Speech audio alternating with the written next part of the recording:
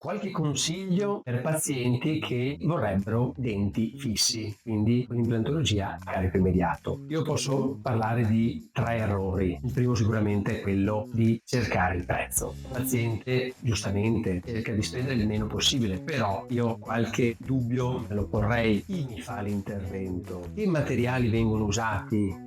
Poi c'è quello di farsi fare dei preventivi senza delle radiografie tridimensionali. In realtà non si può fare il preventivo se non ci sono le condizioni per poter eseguire l'intervento. Senza un esame tridimensionale vi assicuro che personalmente il preventivo proprio non lo faccio.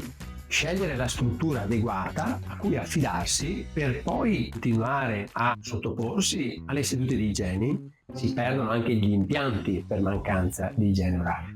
Se prenoti una visita in DRM, non fare l'errore di non chiedere di me, del dottor Marcon.